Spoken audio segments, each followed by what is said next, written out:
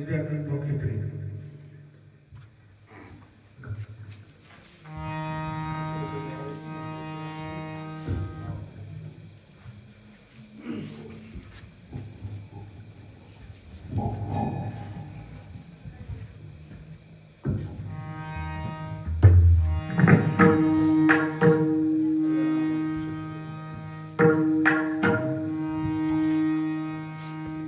सदा नाम घोष करू हरि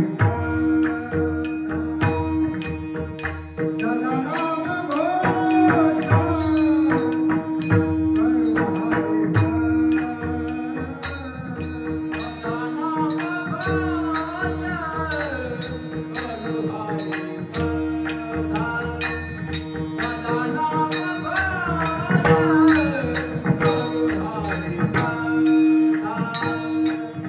सदा नाम घोष करू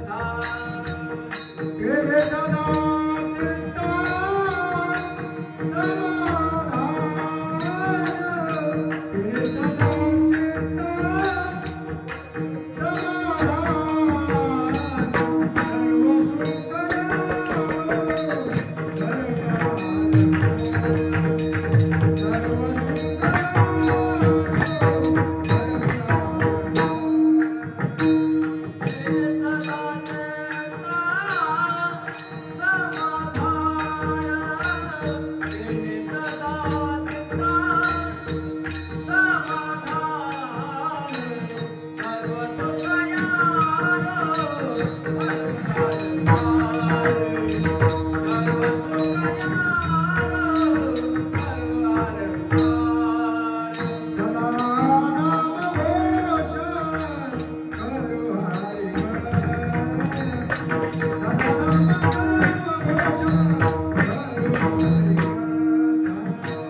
सदा नाम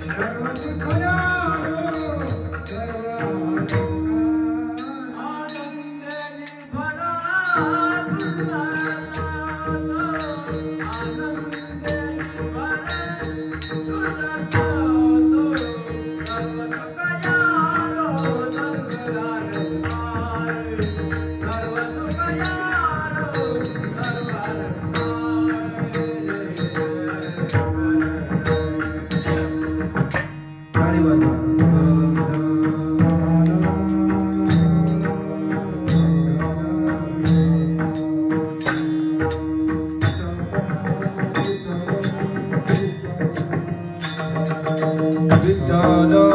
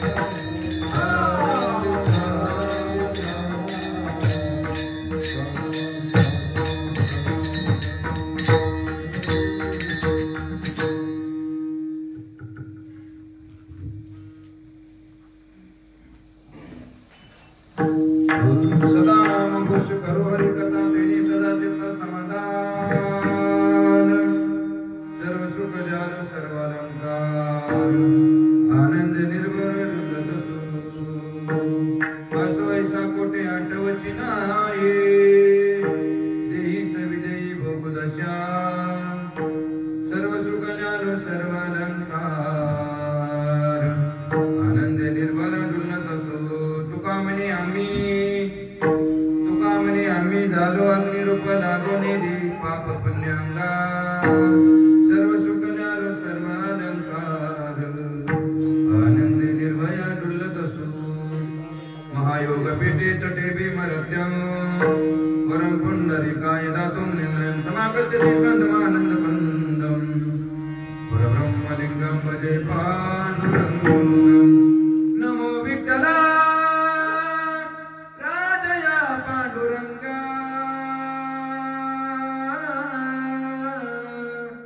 नमो रुक्मिणी माऊली ज्ञान गंगा नमो पुंडलिका नमो चंद्रभागा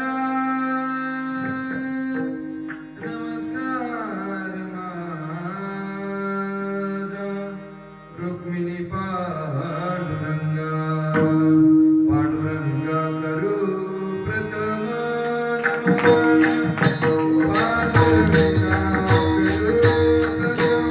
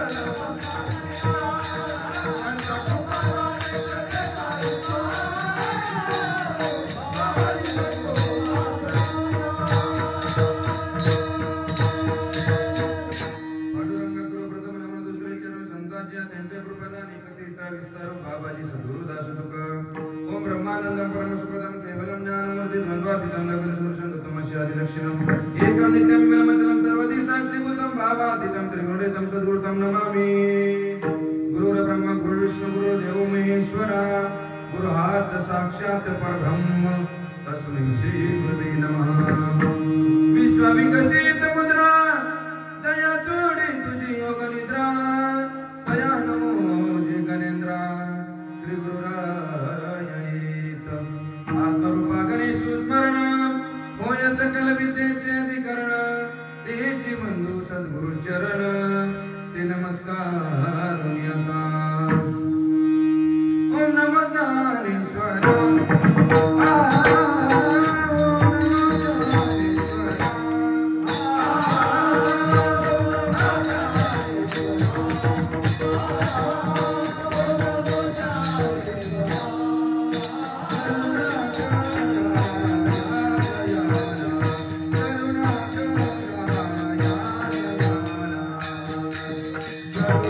Kara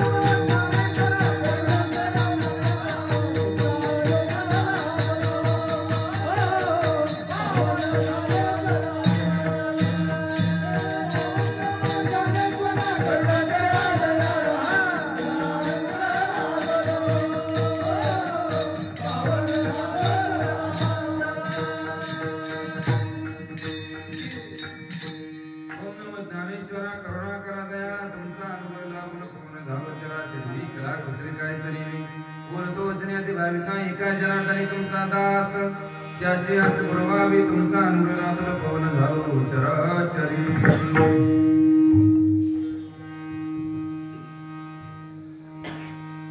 प्रथम नमन करो करणात उमा शंकराच्या सुता चरणावरी ठेवून माता साष्टांग याता दंडवत दुसरे बंधू शारदा जिचे तुलनाची आत्मजा वाकसिद्धी पावेजा सहजातीच्या चरणमेजा दंडवत आता बंधू सद्गंत जन नित्य हरीचे ध्यान विठ्ठल नाम उच्चारित जनतय नमन माझे दंडवत आता बंधू रंगभूमिका कीर्तनी उभे होते लोका टाळ नृतुंग श्रोते देखा त्या नमन माझे दंडवत ऐसे नमन करुणी सकळा हरी कथा बोले बवणिया बोला अज्ञान म्हणून आपल्या बाळा चलावी सकळा नामा म्हणे विठ्ठला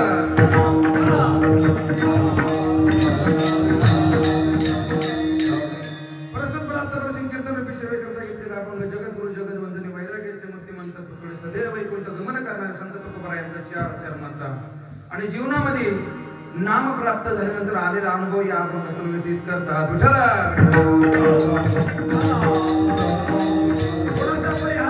म्हणजे दरवर्षी सालाबाद या ठिकाणी असणारे आनंद आश्रम आणि या आनंद आश्रमामध्ये खऱ्या अर्थानं गुरुवर्य प्रभाताई महाराज देशमुख खऱ्या अर्थानं विशेष ताईंच्या मार्गदर्शनाखाली किंवा कृपाशीर्वादाने चालू असलेला अखंड नामयज्ञ सोहळा दत्त जयंती उत्सव आणि खऱ्या अर्थानं सर्व सहकारी मंडळी आता याच्यामध्ये ओळखीचे माझे हरिभक्तपरायण बालभाऊ महाराज आहेत इकडं गोलक महाराज आहेत ज्यांनी चाल गायले त्यांचं काय नाव आहे इजानंद खेत्रे खेत्रे महाराज अजून राजूभाऊ महाराज गुरु राजू महाराज गुरु गणेश महाराज सर्व या ठिकाणी सर्वांच्या सहकार्याने खऱ्या अर्थानं हा आणि हा वैष्णव मेळावा चालू आहे आणि तुम्हा सर्व संत मायबापांच्या सेवेसाठी म्हणून दाखवलेला अभंग संत तुकोबाराय अभंगातून मार्गदर्शन करीत असताना उपदेश करीत असताना सांगतात सदा नाम घोष करू हरी कथा केले सदा चित्ता समाधान काय सांगतात तुकोबाराय सदा नाम घोष नामघोष केला नामघोष केल्यानंतर काय झालं नामाचं चिंतन केलं नामाचं स्मरण केलं नामाचं आठवण केली कंठामध्ये नाम धारण केलं तर नाम जर अंतःकरणापासून जर चिंतन केलं तर काय अवस्था प्राप्त झाली तर सर्व सुख ल्याव सर्व अलंकार आनंद निर्भर ढुलत असो नामाचा आलेला अनुभव या ठिकाणी तुकोबाराय व्यतीत करतात नाम कोणतं कसलं काय आपण याचा अभ्यास करणार आहे आपली या ठिकाणी या आनंद आश्रमामध्ये या संप्रदायाच्या मालिकेमध्ये जो आला ना त्याला नामाचं महत्व विशेष माहिती त्याला वेगळं सांगायची गरज पडत नाही फक्त काय निश्चयाचे ऐसे बळ आणि तुका म्हणे त्याचे फळ निश्चय करायचे काय करायचं निश्चय करायचे गुळ गोडच आहे खाल्ल्यानंतर का अगोदर खाल्ल्यानंतर हे का नाही तुकोबारायांनी सांगितले चाकून या सांगे तुका माझा अनुभव आहे जोपर्यंत अनुभव नाही तोपर्यंत उपयोग नाही त्याचा अनुभव शब्दांचे गौरव कामच नाही इथं दुसरं चालतच नाही इथं अनुभवाप्रमाणे शब्दांचे गौरव काम नाही तुकोबारायांनी सांगितलं संतांनी सांगून ठेवलंय म्हणून या मालिकेमध्ये आल्यानंतर ज्याच्या जीवनामध्ये नाम आलं ज्याच्या जीवनामध्ये सद्गुरू संत आले आणि संत आल्यानंतर संत काय करतात तर नामाचा उपदेश करतात नामाचा उपदेश केल्यानंतर जगद्गुरु तुकोबारायांच्या त्यांच्या जीवनामध्ये जे संत आले बाबाजी महाराज चैतन्य या ठिकाणी जीवनामध्ये आल्यानंतर आणि ज्या टायमाला त्यांना नाम प्राप्त झालं नाम मिळालं तर त्यांनी त्या नामाचा घोष अंतःकरणापासून केला नाम घोष बरोबर कथा आणि नाम घोष करून ज्या टायमाला आपण ही हरिकथा करतो त्या टायमाला काय अवस्था प्राप्त होते सर्व सुख प्राप्त होतं जे आपण सामान्य सुख संसारातलं सुख म्हणतो विशेष सुख सांगितलेलं आहे भक्ती सुख आहे प्रेम सुख आहे ज्यातील सर्वात महत्त्वाचं जे सुख सांगितलेलं आहे तुकोबारायांनी सर्व सुख सांगितलंय ते सुख माझ्या जीवनामध्ये प्राप्त झालं कुणामुळे प्राप्त झालं कशामुळे प्राप्त झालं? नामाने प्राप्त झालं. सर्व सुख आलो. हा, अलंकार लिहिले पण कसले कसले अलंकार घातले? लक्ष्मी हार, चप्पल हार, नाकातली नथनी, पायातले जोडवे, असले अलंकार का? सर्व सुख ज्या ठिकाणी आहे ते सुखरूप असा अलंकार आमच्या जीवनामध्ये प्राप्त झाले. सर्व सुख आलो, सर्व अलंकार, आनंद निर्भर. आता आम्हाला कशाची भीती? कशामुळं? नामामुळं. पुढे सांगितले नामाने आमच्या जीवनामध्ये, माझ्या जीवनामध्ये अशी अवस्था प्राप्त झाली. कशी? या अवस्थेचं वर्णन सांगितलंय महाराज. हे काय गणेमापाचं काम नाही, कोणाचं सामान्याचं काम नाही, अनुभवाचंच येते. तो अनुभव नसेल तर ते जमणारच नाही. कारण अनुभव नाही पोटी त्याच्या ऐकून या गोष्टी शास्त्र सांगते. अनुभव नसेल तर काय उपयोग त्याचा?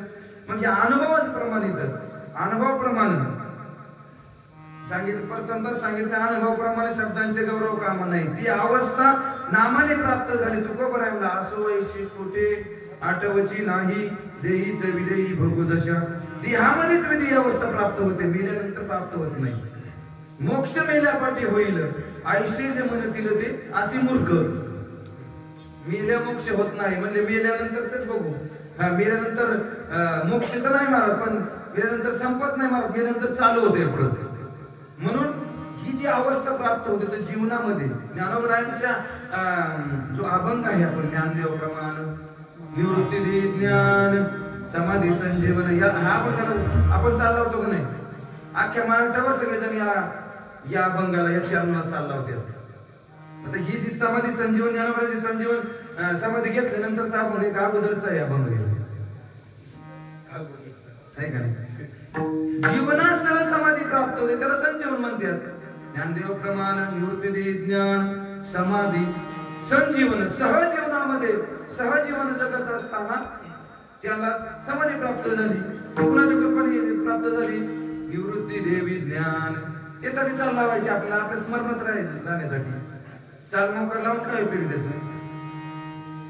बहु केले पाठांतर वर्ग राहिले थोडे. त्या प्रमाणे किती जरी आपण असं जरी सांगायचं, पोपटपच्ची सांगायचा प्रयत्न केला तर ते जमणार नाही महाराज. म्हणून तुकोबरायांनी सांगितलंय अनुभव की आली झालेली अवस्था माझी, नामाने झालेली अवस्था संत जीवनामध्ये आल्यानंतर झालेली अवस्था व्यतीत करतात. आणि आता असं वाटतं तुका म्हणे आम्ही झालो अग्निरूप, लागो निधी. आता पाप आणि पुण्य आम्हाला शिल्लक राहिलं नाही. आपण कधी कधी असं होतं की आपण पुण्य करायचं होतं, पाप होतं. कधी पाप करायचं होतं, कधी कधी पुण्य पण होतं. सांगता येत नाही महाराज, कोणती गोष्ट कधी घडेल सांगता येत नाही. मला सांगा, इथं सर्व आपण जे बसलेले सर्व मंडळी आहेत, मी तुम्हाला प्रश्न विचारतो, सर्वांना प्रश्न विचारतो.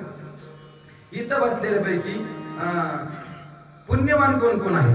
मोठं करा बरं. इथं जे बसलेलं आहे टाळकऱ्यांपैकी एकच पुण्यवान आहे काय? बरं मला सांगा, मंडपात बसल्यापैकी पापी कोण कोण आहे? मंडपामध्ये बसलेले पुण्यवान पण नाही तर पापी पण नाही. काय कधी कधी अशी परिस्थिती महाराज निर्माण होते की पुण्य करायचं जातं तर पाप घडते, आणि पाप करायचं होतं पुण्य घडते. सांगता येत नाही का कोणती घटना कधी कशी घडू शकेल. एक रस्त्याच्या कडेला एक आश्रम, आणि आश्रमाच्या कडेला त्या आश्रमामध्ये एक साधू महर्षी राहत होते. आणि असंच या ठिकाणी पुढं कट्टा होता. त्या कट्ट्यावरती साधू महर्षी आपली पूजा वगैरे कुठेमध्ये उरकली आणि ध्यान साधनेसाठी म्हणून कुठे तिथं बसले. आणि बसल्यानंतर त्या ठिकाणी काही मंडळी आले. काय झालं? काही मंडळी आले आणि आल्यानंतर त्यांनी काय केलं, साधू महर्षी तपश्चर्याला बसले. तुमच्यासारखे माळकरी मंडळी होते, साधननिष्ठ होते, साधना करणारे होते. त्यांनी महाराज सकाळ धरून साधनेसाठी बसले. त्यांना घाम आला असेल म्हणून त्यांनी काही 2-4 मंडळी मला म्हणून सारखे आले आणि महाराजांच्या सर्व अंगाला तेल चोळलं. काय चोळलं? तेल चोळलं. तर तेल चोळल्यानंतर ते तिथून निघून गेले. म्हणजे चला जाते नाही का आपल्यातून काहीतरी साधूची संतांची सेवा. साधू ध्यानस्थ होते, त्यांची विधी अवस्था त्यांना प्राप्त झाली होती. आणि थोडा वेळ उलटल्यानंतर परिस्थिती अशी निर्माण झाली की त्यांनी जे साधू महर्षींच्या अंगाला जे तेल लावलं होतं ते तेलासाठी, तेल खाण्यासाठी ते त्यांच्या अंगावरती मुंग्या चढल्या. काय झाल्या? मुंग्या आल्या. आता करायला गेले ते पुण्यवान माळकरी मंडळी होते, साधक होते. नाही का? काय करायला गेले? पुण्य करायला गेले. परंतु तिथं काय घडलं? अंगावरती मुंग्या चढल्यानंतर मुंग्या काय गप्पा गोष्टी करू लागले का साधू महाराजांसंग? त्यांच्या अंगात चाव घेऊ लागले. थोड्या वेळाने एक तास दीड तास उलटला आणि त्यानंतर असेच 2-4 टुकार मंडळी रस्त्याने जात होते. त्यांनी पाहिलं, म्हणजे काय हे झगड्याचं काम बसले, आपल्याला घेण्या देण्याचं काम ना दामा. पोरांचं काय काम असतंय? हातात दगड घ्यायचा, कुठंतरी मारायचा. पोरांचं काय काम असतंय? 20-22 वर्षाचे पोरं 2-4 जण चालत रस्त्याने आणि सहज असं आता आम्हाला भरपूर ट्रॅक्टर भेटले, ऊसाचे ट्रॅक्टर टायल्यावरून गेलेले ऊसाचे. त्यातले चौघांनी ऊस मोडले आणि खात नेमकं तिथं महाराजांच्या त्या कुटीच्या समोर आली. महाराज या ठिकाणी साधनेला बसले होते. तिथं आले आणि नंतर चुलट्या खायचे, ऊस खायचे आणि चुलट्या महाराजांना हाणायच्या.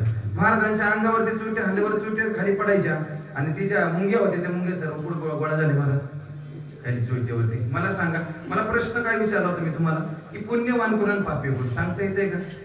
पुण्य करता पाप घडे, पाप करता पुण्य जोडे, सांगू शकत नाही आपण. मग आपण कोण आहेत? आपल्याला नक्कीच माहिती आहे आपण पापी नाही, पुण्यवान आहे. कारण आपला जन्म आपल्याला हा मनुष्यदेह कधी प्राप्त होतो? मनुष्यदेह कधी प्राप्त होतो? पाप पुण्य करुणी जन्म येतो प्राणी, नरदेहा येवोनी हानी केली. ज्या टायमाला पाप आणि पुण्य समान झालं त्या टायमाला आपल्याला हा मनुष्यदेह प्राप्त झाला. कारण जीवन जगत असताना याच्यातलं आपण याच्यातलं संन्यासी कोण आहे? याच्यामध्ये बसल्यापैकी संन्यासी कोण आहे का? ताई जर सोडलं तर आहे का कोणी? माझ्या सहित सगळे सांसारिक आहे. मग सांसारिक माणसाला क्षणाला खोटं बोलावं लागतंय. खरं आहे का? खोटं आहे बोलावं लागतंय, खोटं परिस्थितीनुरूप, नाही का? विठाला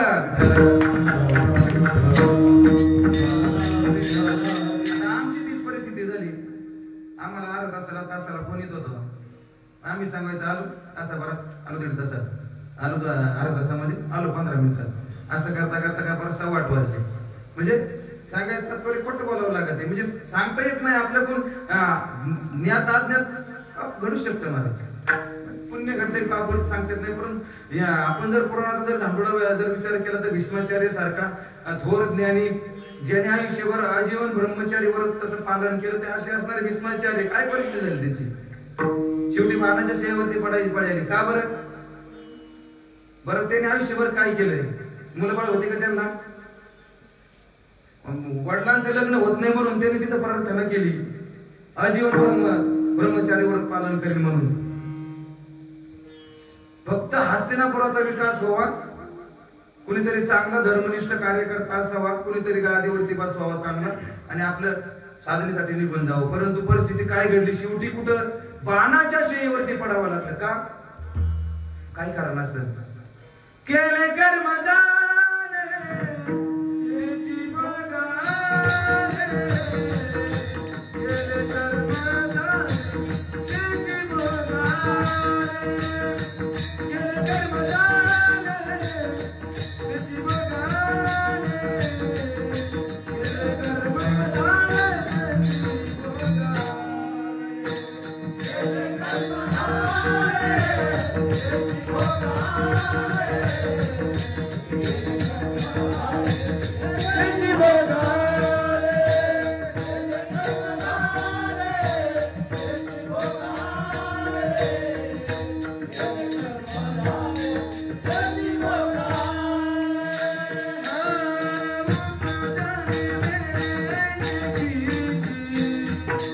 बघा रे.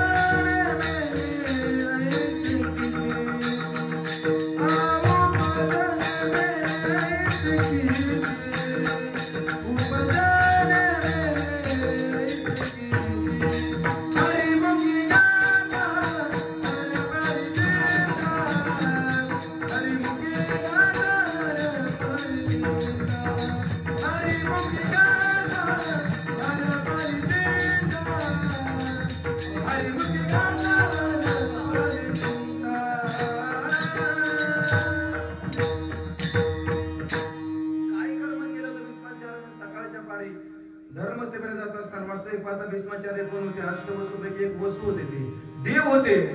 त्यांना सुद्धा कर्म चुकलं नाही. सकाळच्या प्रहरामध्ये आणि धर्मसभेसाठी जात असताना एक रस्त्यावरती आलेला सरडा त्याला उचललं आणि बाणाच्या टोकाने उचललं आणि रस्ता फक्त पार करायला समोर, कारण साईडला काय होतं त्यांनी पाहिलं नाही. उचलला आणि साईडला केलं, परंतु तो जो सरडा होता तो कुठं पडला? काटेच्या फासात पडला. आता काटेच्या फासावरती पडल्यानंतर त्याने त्याला मनी शाप दिला, जसं तरपडून मी मेलो तसं तुला सुद्धा एक ना एक दिवस असेल. कारण हे किती कर्म सांगितलंय का ते 30वा का 35वा जन्मशास्त्रामध्ये सांगितलंय. त्याचा तो महाभारतामध्ये त्याचा उल्लेख आलाय. मला सांगा त्याच्या या 35व्या जन्माचं जर हे कर्म असेल तर आपल्या ह्या जन्मातलं किती कर्म असेल? विठ्ठला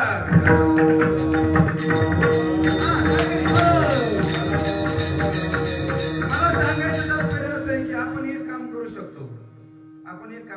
काय करू शकतो? जे घडल ते घडल, फक्त भाग त्याच्यावरती घाला. तुका म्हणे भार घातले यावरे होईल कैवारे नारायण. आपल्या ज्ञात अज्ञात जे होतील चुका, त्या चुकावरती पांघरून घालायचं काम भगवान परमात्मा नक्की करणार आहे. परंतु आपण तुका म्हणे त्यांचे वारे देव तुमच्या मरणी मरी, त्या ठिकाणी भगवान परमात्मा तिथं आपल्यासाठी उभं राहणार आहे. मरणी मरे म्हणजे काय? मरणार एखाद्या जागेवर मरणार नाही, तर मरण आपलं संपून टाकणार आहे. तुका म्हणे का मरणाची सरे आणि उत्तम चिवरे कीर्ती मागे. आपलं जन्म मरणाचं जे राडगाड आहे, जे दुःख आहे, त्या दुःखाचा नाश या ठिकाणी कधी होणार आहे? भार. आपलं काम एकच आहे, आवडीने भावे हरी नाम घेशी, तुझे चिंता जाशे सर्व आई, तुझे चिंता जाशे सर्व आई. आवडीने भावे हरी नाम घेशी, तुझे चिंता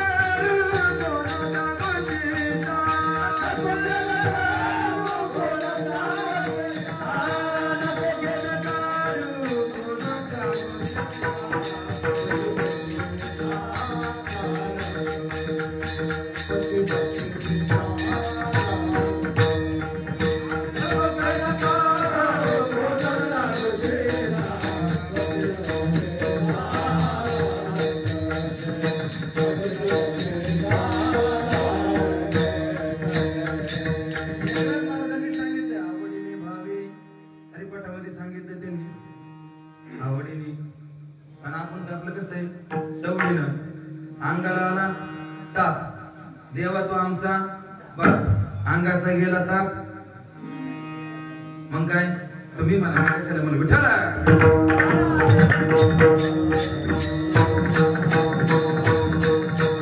भगवंताचं नामस्मरण सवडीने नव्हे तर आवडीने केलं. जे आवड असेल ते येऊन बसणारच आहे, त्यांना सांगायची गरज नाही.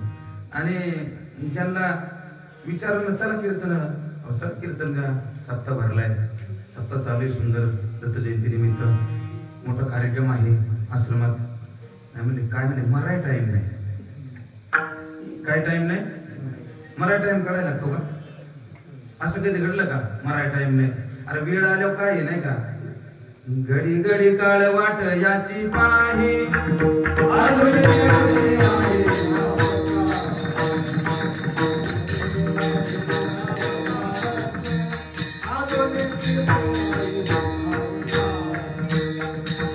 घडी काळ वाट याची पाही,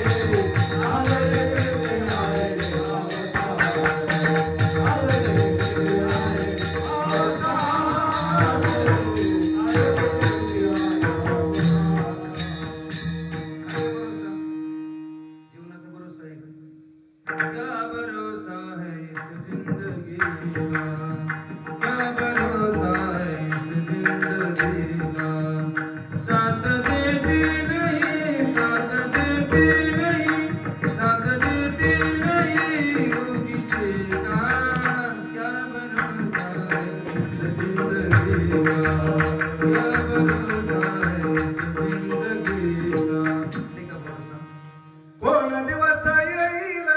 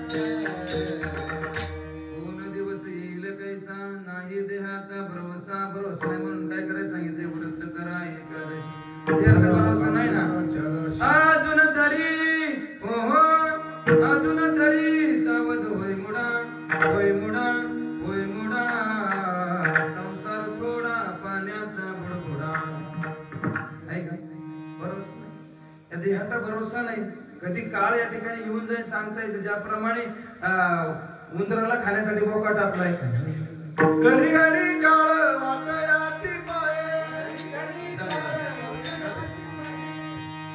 काय जागी सांगतोय काय, काळ टाकलेला आहे कुणावरती, घाला घालण्यासाठी काळ टाकलेला आहे. ज्याप्रमाणे बोक्यावरती उंदरावरती बोका टाकलाय, पाहे पा उंदीर घेऊन जाये बोका, तैसे काळ लोकांनी तसे प्रमाण. आधार तोच आहे, तुम्ही प्रमाण अगदी योग्य दिले झालं, पण पुढं पुढं थोडस नाही का. आणि मग ज्याप्रमाणे उंदराला आणि बोका घेऊन जाणार आहे, कोण बोकाबा घेऊन जाणार, त्या पद्धतीने काळ एक नाही एक दिवस आपल्याला घेऊन जाणार आहे. काळाची एवढी वडील तेव्हा सोडविना तेव्हा माय, आपल्याला कुणी सोडू शकत नाही. सोडविन तर कोण सोडवणार आहे, तुका म्हणे तुझं सोडविना कुणी, एका चक्रधारी वाचून या. भगवान परमात्मा शिवाय आणि संतांच्या शिवाय कोणी सोडवणार आपल्याला कुणी सोडू शकत नाही. म्हणून आता आपण काय केलं पाहिजे, जे जीवन इथून मागचं जे जीवन आपलं गेलंय, जे आयुष्य आपलं जे गेलंय, ज्याने त्या ठिकाणी शरीर जतन करायचा प्रयत्न केला, तो जगला का. पुराण कालामध्ये जर आपण दृष्टांत जर पाहायचं गेलं तर परीक्षित नावाचा राजा पुराण कालामध्ये होऊन गेला. 7 तळाची माडी बांधली आणि त्या माडीमध्ये त्या काचेच्या बंगल्यामध्ये आतमध्ये राहू लागला. शेवटी त्याला काळाने घाला घातलाच का नाही, काळाची उडी त्याच्यावरती पडलीच का नाही. त्याला अंतकाली काही इच्छा निर्माण झाली, गोरा काहीची इच्छा निर्माण झाली. गोरामधून आपल्याला महाभारतात आपल्याला हे भगवान शिव महाराजांनी परीक्षित राजाला केलेला उपदेश, आणि तिथं जरी तो एवढा मोठा राजा असताना सुद्धा संपला, आपला काय भरोसा आहे. म्हणजे मला सांगायचं तात्पर्य असं की जाणारच आहे, देह जाईल त्याचे काळोबा खाईल. जात असताना आपल्याला काय करणं गरजेचं आहे की भगवंताचं चिंतन, भगवंताचं नामस्मरण करणं गरजेचं आहे. म्हणून तुकोबरायांनी आपल्याला उपदेश करीत असताना सांगितलं, मला जीवनामध्ये सुख जे प्राप्त झालं, समाधान जे प्राप्त झालं, तर कशामुळे प्राप्त झालं, तर आपण त्याच्या प्रथम चरणामध्ये सांगितलं, घोष करू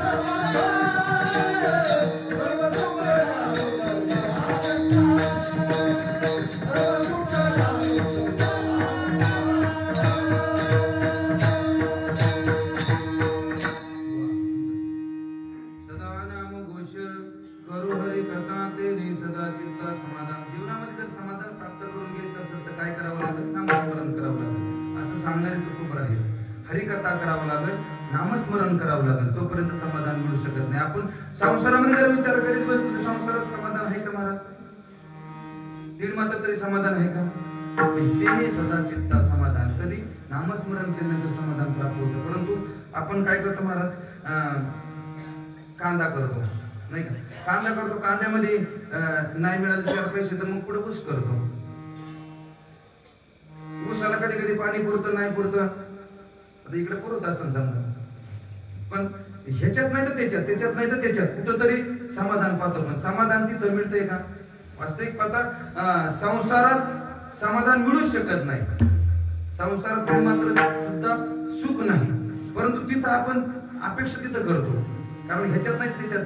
काही जणांना असं वाटतं की मोठं व्हायचं, मोठं झाल्यानंतर ज्या टायमाला नोकरीला लागल्यानंतर आपल्याला 50-60 हजार पगार आल्यानंतर आपल्याला समाधान प्राप्त होतं. असं काहींना वाटतं की लय बरं चाललंय, म्हणजे काय एखाद्याचं आता बघा भरपूर तरुण पिढी तशीच राहिली.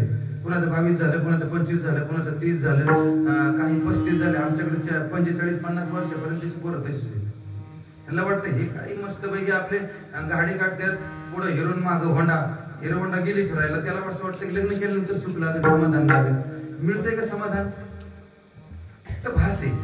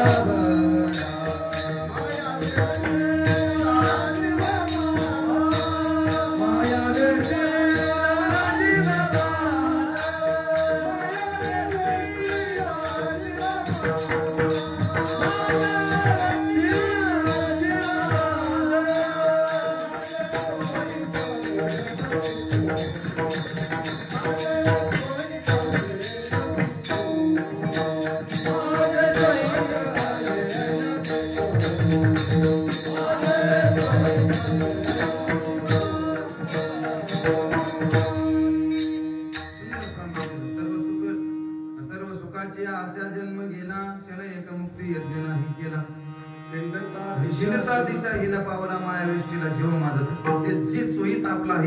बाजूला ते सुखाच्या आशेमध्ये आपलं जीवन संपत जाते. 5 वर्षाचा मुलगा असतो, त्याला वाटतं शाळेत गेल्यानंतर सुख लागेल, शाळेतला ते थोडस मोठं 10वी-12वीला गेल्यानंतर सुख लागेल, 10वी-12वीला वाटतंय पुढे नोकरी लागल्यानंतर सुख लागेल, 22-23 वर्षाचा होतोय, नोकरीला लागतोय, नोकरीला लागला, पण पुढे म्हणलं छोकरी मिळाल्यानंतर सुख लागेल, नोकरीला लागला, छोकरी मिळाली, छोकरी मिळाली, पण आता छोकरा नाही, म्हणजे मुलगा झाल्यानंतर सुख लागेल, मुलगाही झाला, मुलगा झाल्यानंतर पुढे काही दिवस उलटल्यानंतर मुलगा मोठा झाला, मुलगा मोठा झाल्यानंतर आपल्या हाताखाली येईल आणि मग सुख लागेल. सुख नाही कोठे आणि या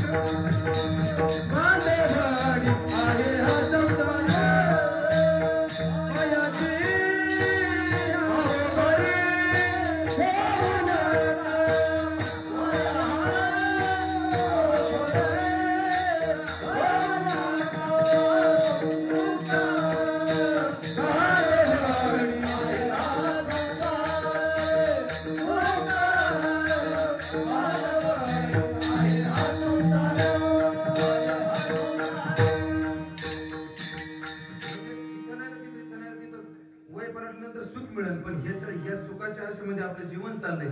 आजा मेला पंजा मेला बाप मसना गेला, आजा मेला पंजा मेला, देखत ना तू पंतू तोही तैसा झाला,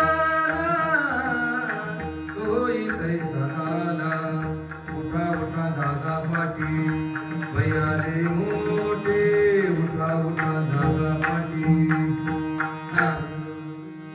समाधान सुख मिळण्यासाठी कष्ट कोणी केले? आपल्या वडिलांनी कष्ट केले. आपल्या वडिलांनी कष्ट कशासाठी केले? आपल्याला सुख मिळण्यासाठी.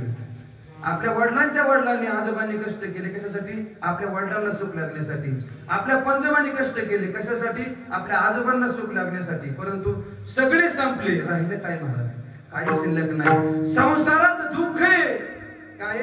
ठाऊकची आहे संसार दुःखाचा, संसारात दुःख आहे म्हणून साधू संतांनी विचार केला आणि या संतांच्या मार्गाला गेले. आणि मार्गाला जर गेल्यानंतर त्यांना त्यांच्या जीवनामध्ये नाम प्राप्त झालं. साधू संत गेले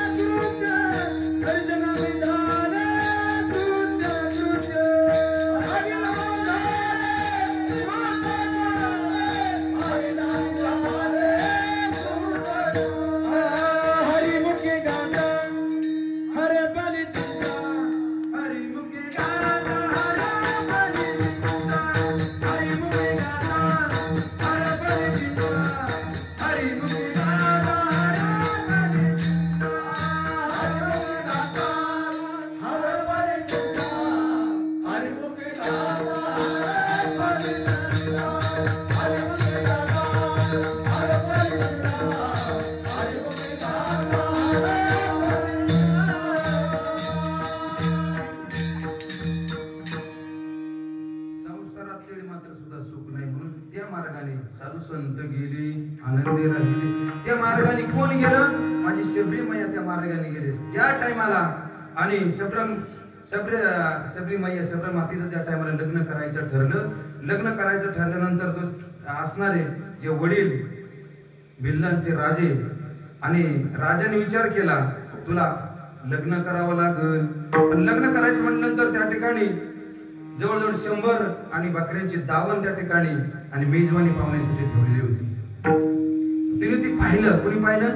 शबरी मातेने पाहिलं. आणि पाहिल्याबरोबर म्हणले आपलं लग्न होऊन नाही का आपल्याला संसारामध्ये ढकलून दिल्यानंतर किंवा आपल्याला संसारामध्ये आपण पडणार आहे आणि संसार होत असताना या संसारामध्ये पडत असताना जर ह्या बकऱ्यांचा जर जीव जाणार असेल तर आपल्याला संसारच करायला नको. वडिलांना सांगून ठेवलं. या एका सामान्य आणि जातीमध्ये जन्माला आलेली भिल्लनी खऱ्या अर्थाने तिने विचार केला आणि जीवनाचा उद्धार करून घेतला. आणि ती त्या ठिकाणी वनामध्ये निघून गेली. का? आपल्या या लग्नामुळे जर 100 जीवाची जर हत्या होत असेल तर आपलं लग्नच करायला नको. बरं, लग्न केल्यानंतर सुख मिळतंय का? अगोदरच संसाराबद्दल आपण विचार केला. सुख काहीच नाही, नाही का? सुख नाही कोठे. आपण अगोदरच विचार केला त्याचा. सुख जर संसारामध्ये नाही ते त्याच टायमाला विचार केला. आपण विचार करतोय का? आपण ज्या टायमाला मुलगा लग्नाला येतोय त्याला संन्यासी राखो संन्यासी जाऊ दे कर भक्ती आयुष्यभर असं होतंय का? आपण कुठंतरी बघतोय ह्याला नाही तर त्याला नाही. आणि सगळ्यात नाही कुणाला नाही का नाही कुणाला. आपण कमीत कमी महाराज लोकांना सांगतात एखादी नवरी असली तर बघा एखादा नवरदेव नाही पण नवरी बघा नवरीची कमी नवरदेव भरपूर आहे. सांगितलं काय 50 ओलांडले काही कायचे माझ्या व्हायचे तेच पडले काही म्हणजे मग त्या ठिकाणी असणारी अशी असणारी शबरी मैया लग्न करायचं म्हणून ही जी दावण त्या ठिकाणी बकऱ्याची बांधलेली होती ती संपणार आहे मरणार आहे यांची हत्या होणार आहे म्हणून तिने विचार केला आणि वनामध्ये निघून गेली. वनामध्ये अशा ठिकाणी गेली अशा आणि अशुद्ध जागेवरती जाऊन बसली ज्या ठिकाणी उंट मेलेला होता. उंट कोणताही प्राणी जर मेला तर बाकीच्या प्राण्याची एवढी घाण यायची नाही परंतु उंट जर मेला ना महाराज कारण त्याचं 3-3 महिन्याचं पाणी त्या याच्यामध्ये त्याच्या हौदात साठवलेलं असतं त्याच्या साठवायला जागा आहे. आणि असा उंट मिळेल त्या उंटाच्या त्या कवटामध्ये जाऊन बसले कारण तिथं तर कोणी येऊ शकत नाही. बरं ते राजा होता तर कुठून शोधून काढीन अख्खं वन त्यांना माहिती सर्व. तिथं जाऊन बसले. बरेच दिवस त्या ठिकाणी ओलांडल्यानंतर त्यांनी शोध केला मात्र शबरी मैया काही सापडले नाही त्याला.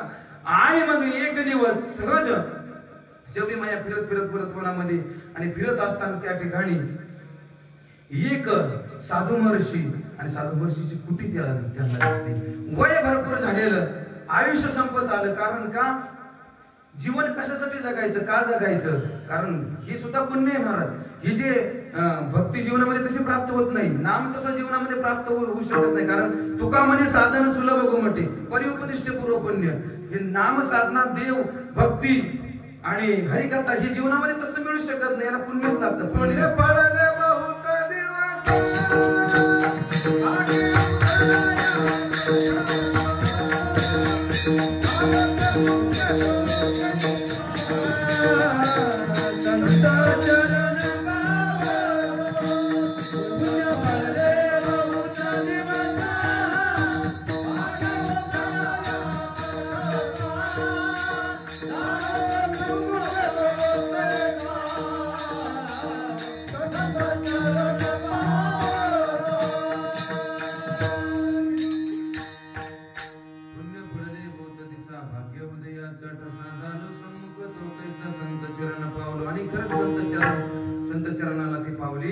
शबरी मैया त्या ठिकाणी कुटीच्या आश्रमात सकाळी लवकर 3 वाजता उठायची आणि जी कुटी होती कुटीच्या समोर त्या ठिकाणी झाडलोट करायची शबरी मैया.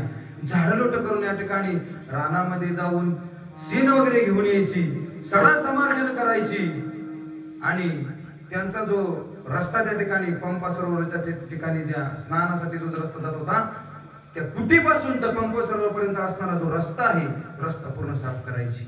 असा बरेच दिवस दिनक्रम चालला आणि दिनक्रम चालल्यानंतर एक दिवस ते जे असणारे मातंग ऋषी आणि ऋषींनी सांगितलं ऋषींनी आपल्याचे जे असणारे शिष्यमंडळींना सांगितलं दररोज या ठिकाणी कोणतरी लवकर येऊन आपल्या या कुटीच्या समोर आणि झाडलोट करून सडासमार्जन करते आणि रस्ता साफ करते, स्वच्छता करते कोणतरी.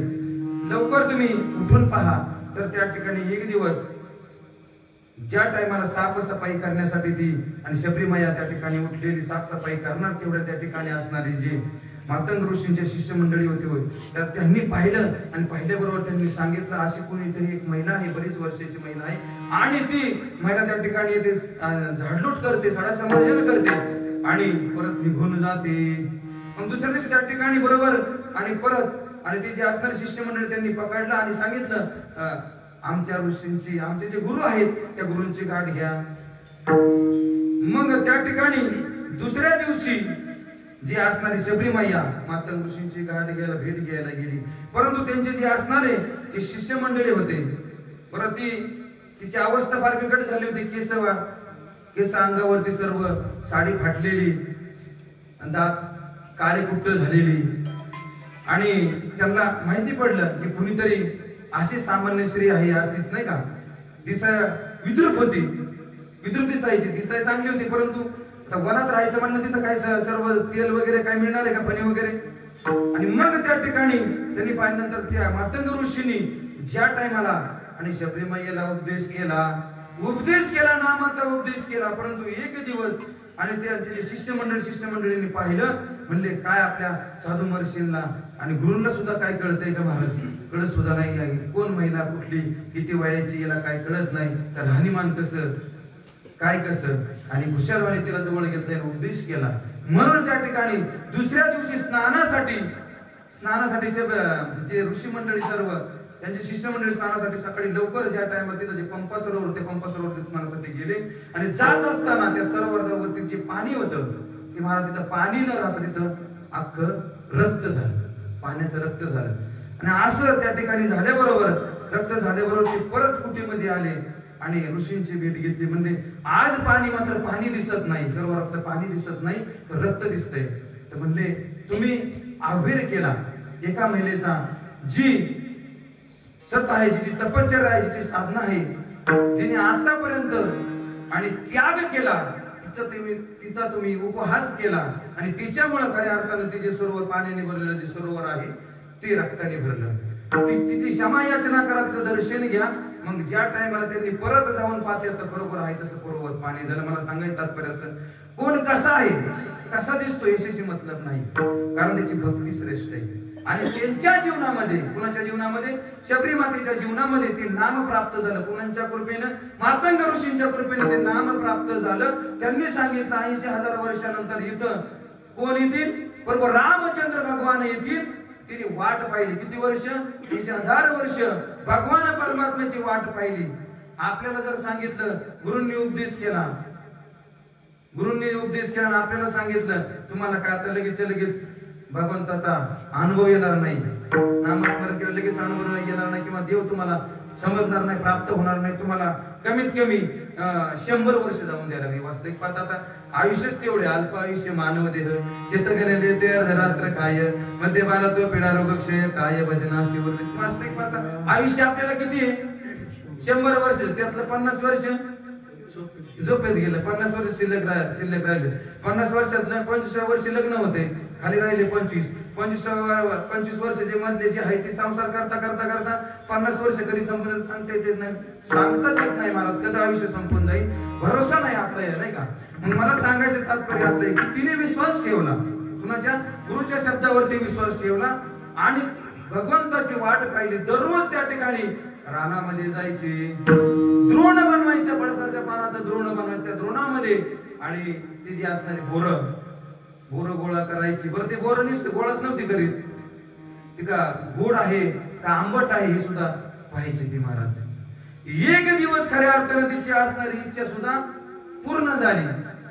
कधी पूर्ण झाली तिची इच्छा, जी भगवान परमात्म्याने पूर्ण केली. खाली जब मेरे राम जी का आवन होगा, शबरी के कुटियों का पावन होगा.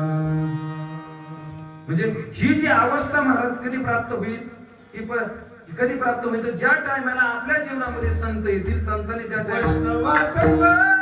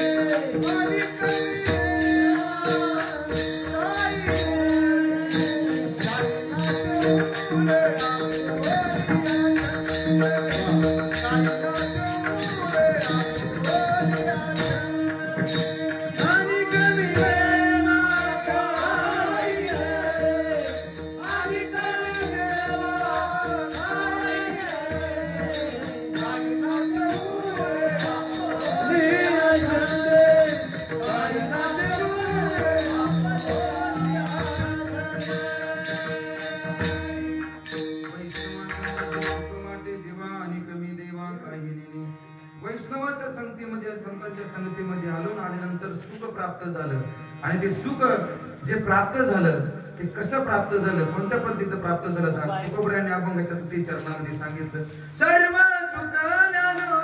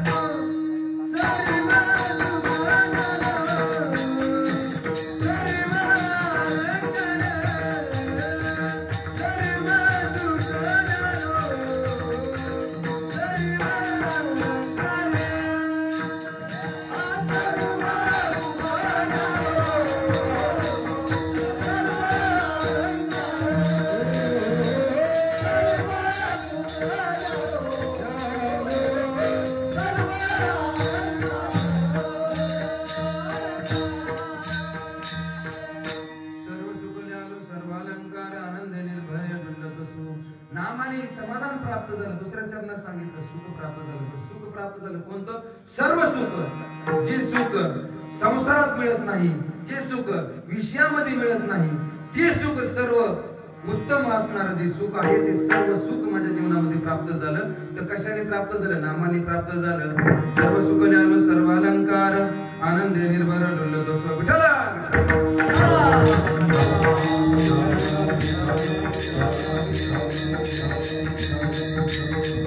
सांगितलं की सर्व सुख माझ्या जीवनामध्ये प्राप्त झालं. हे सुख प्राप्त होत असताना महाराज सुख तसं प्राप्त होऊ शकत नाही. प्रथमतःच अगोदर सांगून गेलो मी की सुख प्राप्त होण्यासाठी नाम पाहिजे. पण नाम कोणतं कसं शास्त्रामध्ये त्याचा उपदेश या ठिकाणी आहे. काही ठिकाणी असं सांगितलं, ज्ञानोबांनी सांगितलंय रामकृष्ण नामी ही दोन्ही साजरे हृदय मंदिर स्मराकारे. सांगितलं त्यांनी रामकृष्ण ही राम आणि कृष्ण ज्या नामाने घडले ते नाम सांगितलेलं आहे. आपण सर्व म्हणतो रामकृष्ण नामी, नाम कोणतं ते पण समजलं पाहिजे. ज्या टायमाला जेव्हा कोटीचे नव्हते काही, सूर्यचंद्र तारा नाही, अवघे शून्यच होते पाहिजे कानोबा तेरे तेरे, आणि तिथे एक ढालगज निर्माण झाली. तिथं ज्या टायमाला काहीच नव्हतं त्या टायमाला राम होते का? प्रभू रामचंद्र कधीचे? त्रेतायुगाचे. भगवान श्रीकृष्ण परमात्मा कधीचे? द्वापर युगातले. बरोबर ना? परशुराम कधीचे? नरसिंह अवतार भगवंताने कधी धारण केला? वामन अवतार कधी धारण केला? सत्ययुगामध्ये घडलेल्या घटना आहे. त्यापूर्वी काही सृष्टी नव्हती का? सृष्टी होतीच ना. भगवंताला अवतार केव्हा निर्माण कधी भगवंताने केला? किंवा जन्माला कधी आले? ज्या टायमाला पृथ्वीवरती भार होतो दैत्यांचा, असुरांचा भार, त्या टायमाला भगवान त्या आधी पृथ्वी, त्या टायमाला जो उपदेश त्या ठिकाणी झाला. मला काय सांगायचे, जन्माला घालायचं काम कोणाचं आहे? ब्रह्मदेवाचं आहे. पालनपोषण काम करायचं काम कोणाचं आहे? विष्णूचं आहे. संहार करायचं काम कोणाचं आहे? महादेवांचं आहे. ज्या टायमाला सृष्टीचा लय झाला, सृष्टीचा लय होण्यापूर्वी ब्रह्मदेवाने दोन शब्द ऐकले होते, तप. काय शब्द ऐकले? तप. हजारो वर्ष त्या ठिकाणी सृष्टी निर्माण व्हायच्या अगोदर ब्रह्मदेव भगवान परमात्मा महाविष्णूच्या नाभीतून जे कमळ निघाल त्या कमळावरती येऊन बसले. तपश्चर्या हजारो वर्ष केले. तप दोन शब्द, फक्त तेवढे दोन शब्द ऐकले होते म्हणून हजारो वर्ष तप केले. आणि तप केल्यानंतर त्यांना त्यांच्या जीवनामध्ये भगवान परमात्म्याने उपदेश केला, नाही का? कुणाला? परमहंस रूपामध्ये उपदेश कुणाला केला? ब्रह्मदेवाला उपदेश केला. पय सृष्टीच्या उपक्रमा पूर्विका विरुत्तमा वेडा ऐसा ब्रह्मा एकला होता. ज्या टायमाला ब्रह्मदेव जन्माला आला त्या टायमाला ब्रह्मदेवालाच माहित नव्हतं मी कोण आहे काय. फक्त तप हे दोन शब्द ऐकले होते म्हणून ते साधना करीत बसला आणि मग तेव्हा भगवंताने उपदेश केला. तेव्हा त्याला त्याच्या जीवनाचं जर कल्पना नव्हती त्या टायमाला त्याला उपदेश म्हणले का, म्हणा रामन म्हणा कृष्ण. बरोबर आहे. मला सांगायचं तात्पर्य काय आहे की जे खरं आहे ते मान्य केलं पाहिजे. मग कोणतं जे नाम आहे ते नाम घेतल्यानंतर सर्व सुख प्राप्त झालं. तोंडाने तर आपण राम राम राम म्हणतोय, कृष्ण म्हणतोय, थोड्या वेळाने शिव्या पण देतोय. विठ्ठला सांगून ठेवलं की तोंडाने जमणार नाही महाराज. श्वासे श्वासे मारू हाका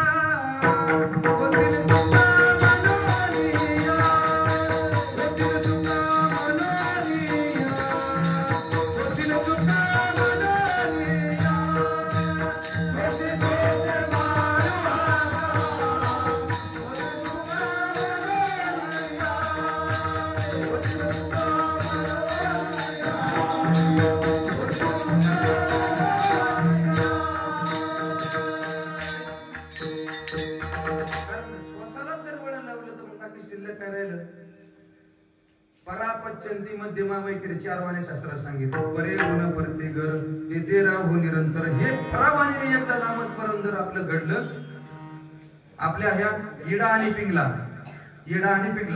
मधून जे निघती त्याला सुषुम्ना, हे नामस्मरण या ठिकाणी जर आपलं श्वासाने एकदा ती सुषुम्ना नाडी जर चालू झाली महाराज, तर त्या निरंजनी आम्ही बांधलेले घर निराकार निरंतर ती अवस्था त्याला त्याच्या जीवनामध्ये प्राप्त होते.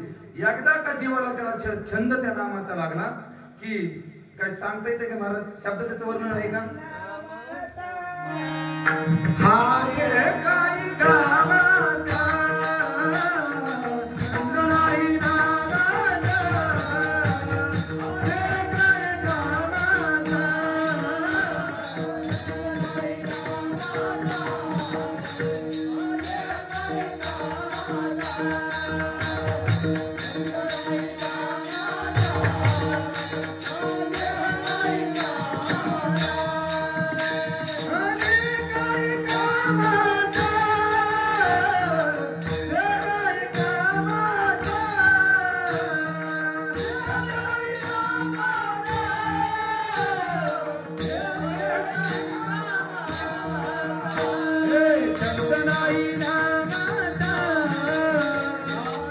काही गावाचा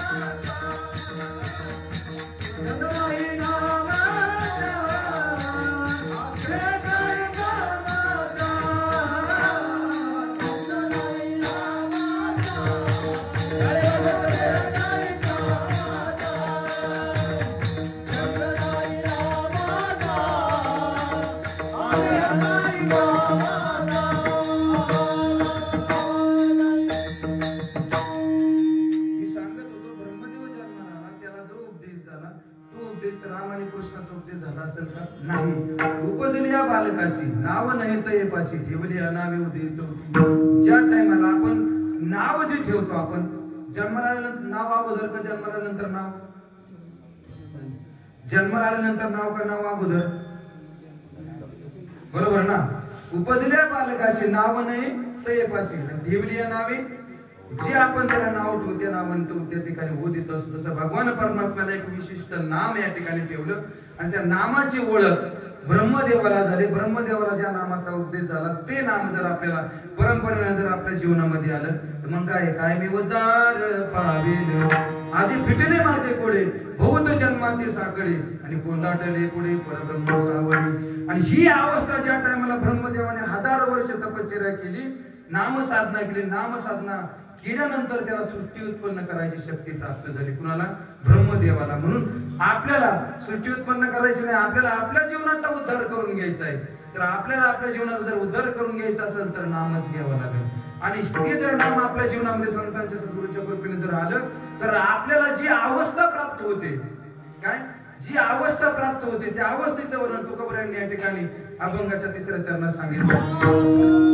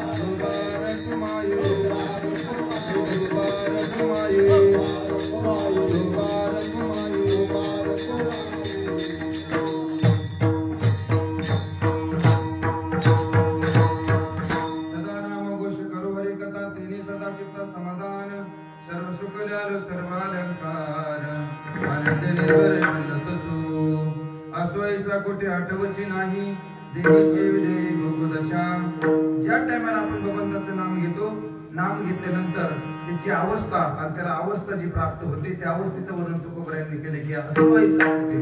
काय होतं नेमकं? काय होतं? अंगावरती घाम येतो, अंगावरती रोमांच येतात, डोळ्यातून धारा वाहतात, आतमधून नामस्मरण केल्यानंतर कंप अंगाला सुटतो. कारण लिंग पुराणामध्ये आणि मी वाचलंय वैष्णवाचे लक्षण ज्या टायमाला गुरुपदेश होतो त्या टायमाला ती अवस्था, कारण ती अवस्था दुसरीकडे कुठंच होत नाही महाराज, याच मंडपात होते.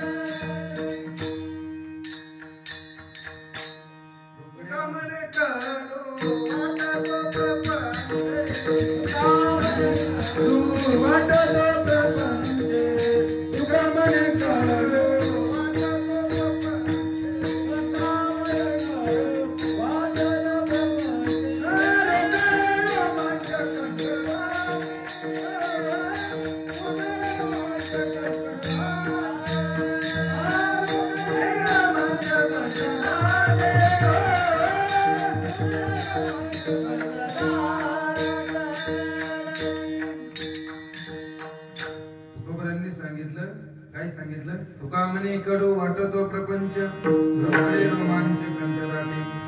ही अवस्था या ठिकाणी ज्या टायमाला भगवंताचं चिंतन नामस्मरण करतो, कंठी प्रेम दाटे, नयनी नीर लोटे, हृदय प्रगटे रामरूप. भगवान परमात्मा एकदा प्रगट झाला की त्याला ती अवस्था या ठिकाणी प्राप्त होत असते.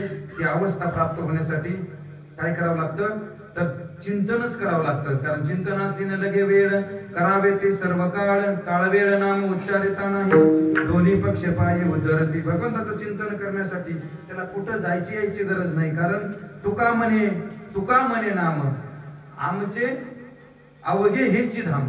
तुकोबराने सांगितलं कुठं धामाला तीर्थाला वगैरे जायची गरज नाही. कारण का न लगे तीर्थाचे भ्रमण, न लगे दंडन मुंडन, न लगे पंचाग्नी साधन. तुम्ही आठवा मधुसूदन रे, तुम्ही वाचना वाचना वाचना वाचना वाचना रे, तुम्ही वाचना वाचना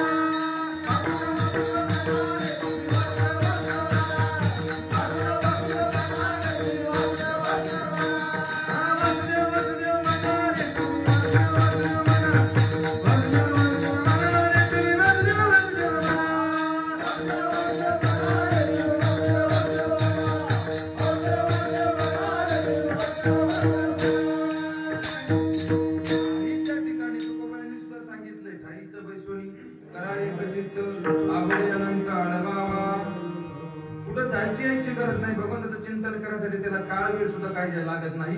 म्हणून त्याचं स्मरण करण्यासाठी आहे त्या ठिकाणी केलं तरी चालते. घरी खायला त्या ठिकाणी परिस्थिती अशी होते की जाणे येण्यासाठी लांब दूरवरती 200-200 किलोमीटर वरती यायचं म्हणलं तर अवघड आहे.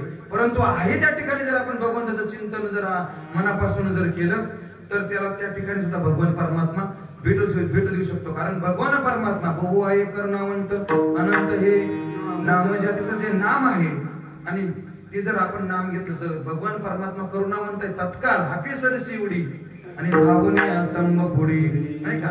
प्रल्हादासाठी प्रगट झाला नाही का, तंबी नारायण प्रगटला नाही का. दुर्जनाने त्या खांबावरती लात मारली. लात मारल्याबरोबर कुठे विचारल्याबरोबर सांगितलं या खांबामध्ये आहे का तर तंबी नारायण प्रगटला. भगवान परमात्मा त्या खांबावरून प्रगट झाला. आपल्यासाठी सुद्धा प्रगट होऊ शकतो. परंतु आपण त्या ठिकाणी तेवढे निश्चयाने निश्चयाचे ऐसे बळ तुकामने त्याचे बळ निश्चयाने जोपर्यंत आपण भगवंताचं चिंतन नामस्मरण करीत नाही तोपर्यंत जमणार नाही. म्हणून या ठिकाणी मला सांगायचं तात्पर्य असं की आतापर्यंत इतिहास ज्या ज्या संतांचा आपण पाहिला, ज्ञानोबराय असतील, तुकोबराय असतील, संत श्रीपादाबा असतील, संत रामदासाबा असतील, आयुष्यभर त्यांनी परमार्थ या ठिकाणी आणि फक्त जगाच्या कल्याणा नाही का, जगाचं हित, स्वतःच तर हित त्यांनी केलंच होतं. कारण अवतारच त्यांचं त्यासाठी नाही का. अवतार तू माधराया करण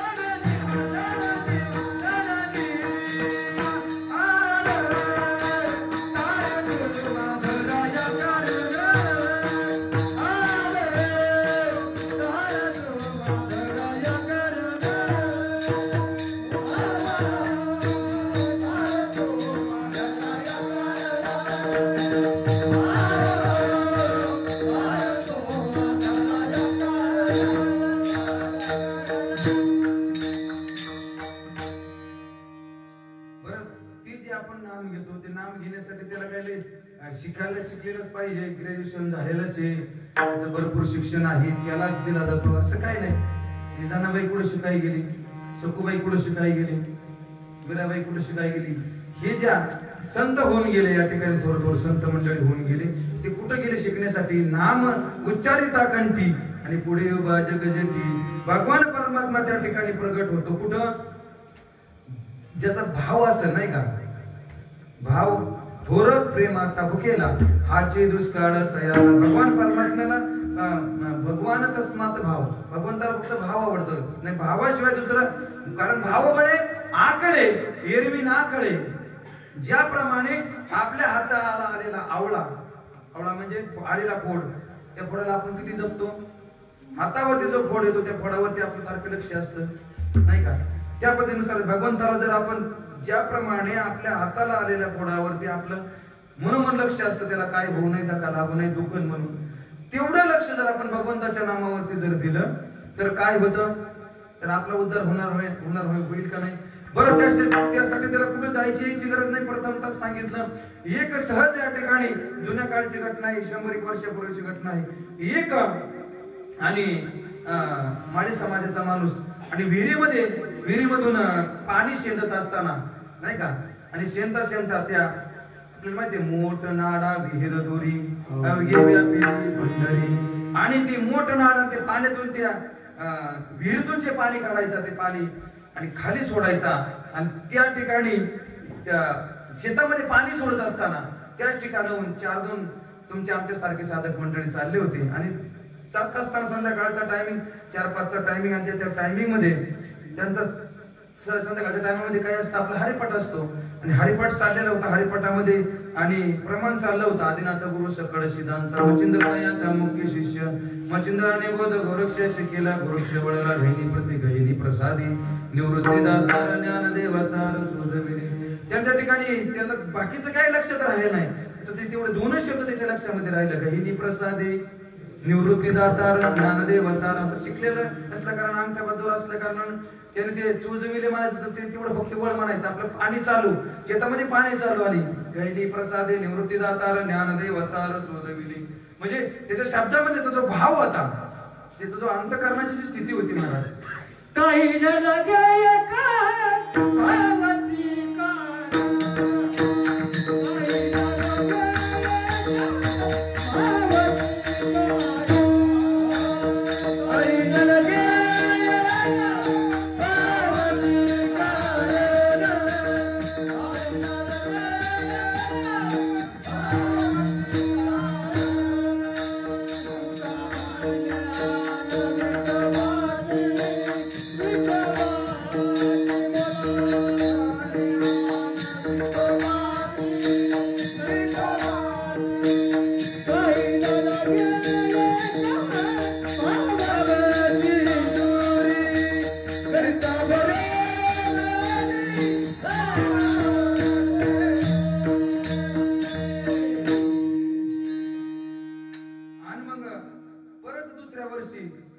पंढरपूरची यात्रा पूर्ण झाली, परत आषाढी वारी आली, आणि आषाढी वारीच्या टायमाला त्या ठिकाणी असेच काही वारकरी मंडळी त्या ठिकाणी जात असताना नेमकेच त्याचं आणि पाणी शेंदायचं काम, शेतामध्ये पाणी सोडायचं काम, त्या जो असणारा माळी समाजाचं त्याचं ते काम चालू होतं, आणि त्याच्यामध्ये असणारे 2-4 मंडळी आपले हरिपाठ ज्यांचा पाठ आहे ते मंडळी चालले, त्यांनी त्याचं प्रमाण ऐकलं, ज्ञानदेवाचा रस उदविली, आणि त्यांनी त्याला सांगितलं, म्हणजे तू चुकीचं म्हणतोय, असं म्हणायला नाही पाहिजे. गैनी प्रसादे निवृत्ती दातार ज्ञानदेवाचा रस उजविली.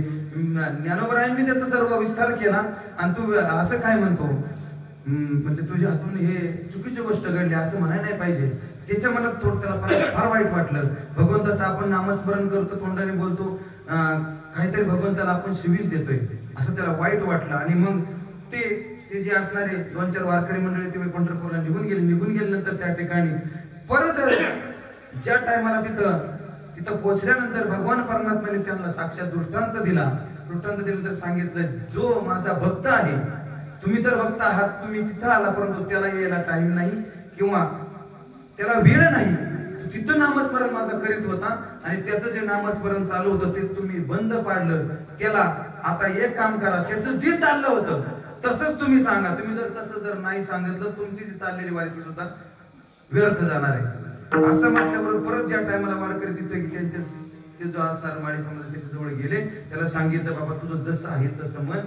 मला सांगायचं तात्पर्य असं की भगवंताचं चिंतन करीत असताना भाव जर आपला, नाही का, हरिपद प्राप्ती भोळ्या भाविकासी अभिमानी अशी गर्भवास.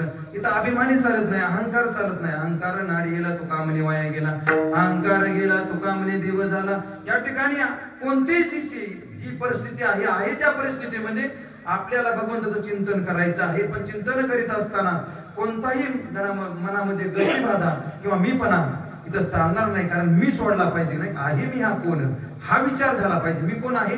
मी देवच आहे, मी वासुदेव आहे. हे मी जे आहे, जे मूळ स्वरूप जे भगवान परमात्मा आहे, वासुदेव आहे, ते कळणार कधी नामानेच कळणार आहे. परंतु ही ज्या टाइमला निश्चय अवस्था प्राप्त होते ते संतांच्या कृपेने होते. म्हणून एकदा सर्वांनी या ठिकाणी अंतःकरणापासून ज्ञानोबा तुकोबारायांचं भजन करायचे. ज्ञानेश्वर माऊली,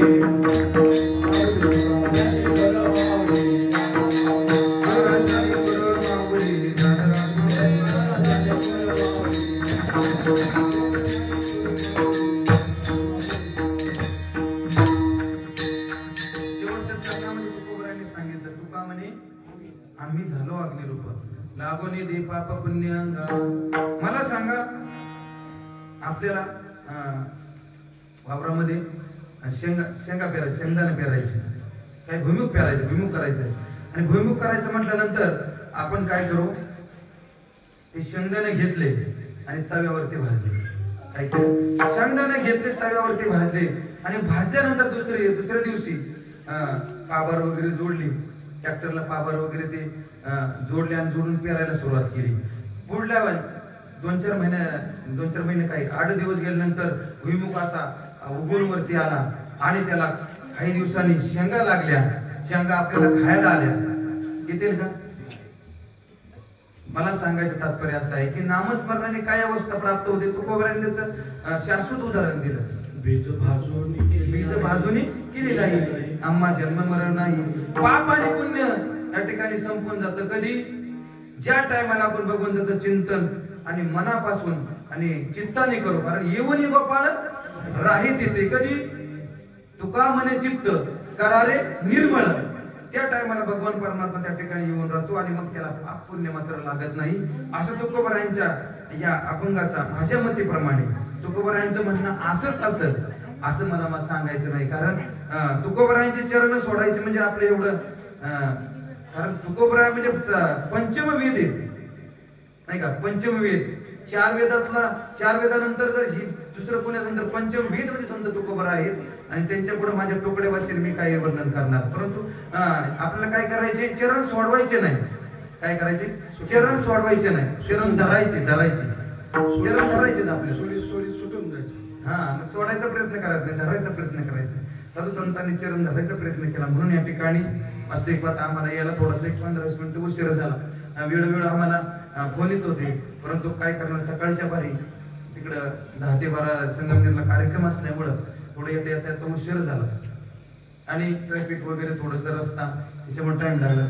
प्रथमतः सर्वांचा या ठिकाणी दिलगिरी व्यक्त करतो आणि खऱ्या अर्थानं ज्यांच्यामुळे सेवा करायची संधी प्राप्त झाली हरिभक्तपरायण गुरुवर्य आणि आपल्या आनंद संप्रदायाचे ढाणेवार म्हटलं तरी चालेल असे असणारे आमचे गुरुवर्य प्रभाताई महाराज देशमुख ताईंनी खऱ्या अर्थाने सेवा करायची संधी मला प्राप्त करून दिली. करवली तैशी केली कटकट वेडी कवाकडे नीट जाणे या उक्तीप्रमाणे या ठिकाणी झालेली सेवा ज्ञानोबा तुकोबारायांच्या चरणी, ताईंच्या चरणी या ठिकाणी तुम्ही सर्व मायबापांच्या चरणी या ठिकाणी सेवा समर्पित करतो. ज्यांनी सुंदर अशी मृदुंगाला साथ दिली ते गणेश महाराज, तसेच सर्व गायनाचार्य मंडळी या ठिकाणी बालाभाऊ असतील, सर्वच या ठिकाणी सर्व टाळकरी मंडळी, विनेकरी बाबा, महिला मंडळ आणि खऱ्या अर्थानं ईश्वरी रॉकस्टारच्या या ठिकाणी आमचे असणारे मित्र रामदास जोरवेकर यांनी या ठिकाणी आणि सर्वांना ऐकण्यासाठी त्यांचा चॅनल आहे कोणता, ईश्वरी रॉकस्टार, त्याला सबस्क्राईब करा.